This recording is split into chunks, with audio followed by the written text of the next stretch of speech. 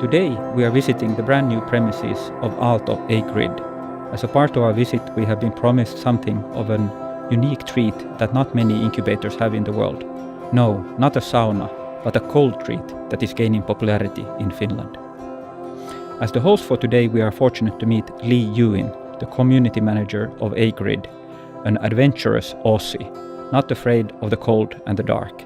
On the contrary, an exceptional person that has turned the harsh conditions into personal strengths, now even teaching the Finns about the benefits of the cold, all while enjoying the entrepreneurial ecosystem and lifestyle in the region.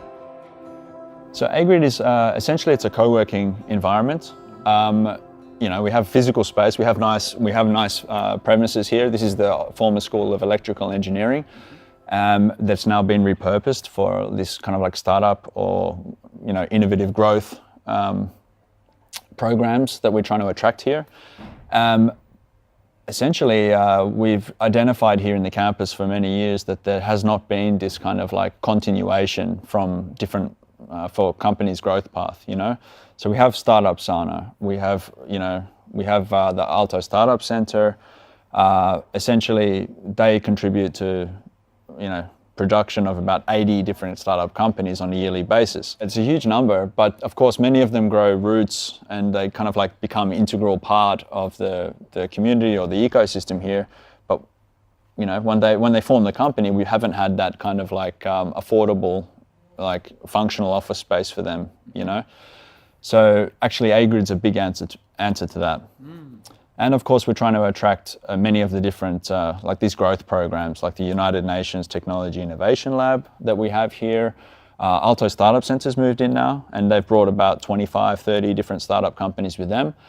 And the future looks pretty interesting about what other kind of initiatives we can attract here, because once you have a critical mass of startup companies, then a lot of different players and different entities are really involved or super happy or keen to be involved in that.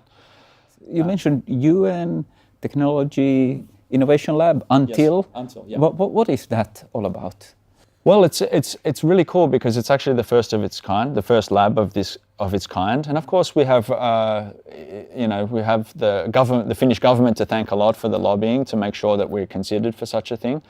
But essentially, what they've identified, the United Nations have identified, is that Finland has a lot of innovation and technology going on. Surprise, we kind of know that as well, but now the focus is on us here. They want to hire about 7 local people to basically be responsible for 7 different thematic areas.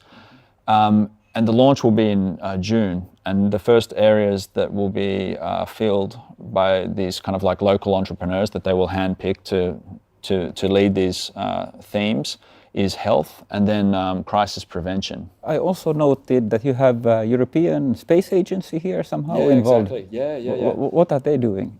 Oh, they're trying to develop a community around space technology. So we have like a lot of, this campus is known for a lot of satellite technology. There's been this Aalto 1 that's been sent up into space, which is actually like a huge thing for Finland, But I mean, essentially the same thing, gathering a community around space technology, and they have different events. They bring their experts here, and we help them engage with the community.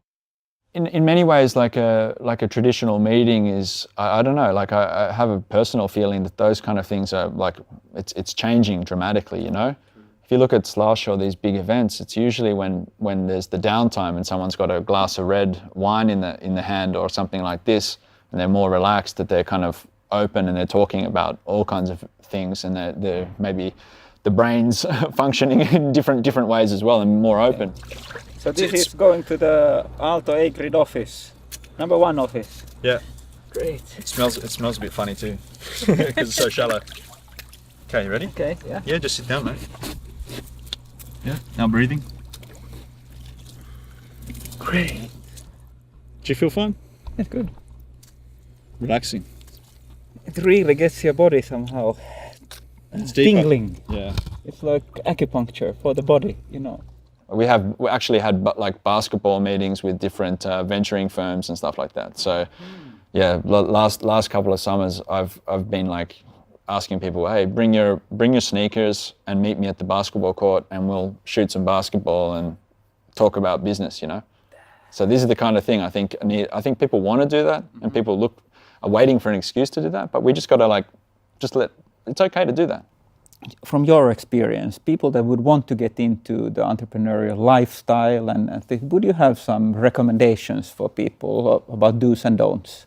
Yeah, I think one of the biggest things is it's like a mindset, you know, like as we talked about the cold, it's just that's like a metaphor for life, you know. Once you remove the fear away, and the fear of failure especially, then people are more like, failure is a perfectly normal part of the process, right? I think removing the kind of those mental restrictions and becoming like embodying like the true entrepreneur, and that's like you got to break through walls, you got to run through barriers and all this sort of stuff, but if you want it, you can do it.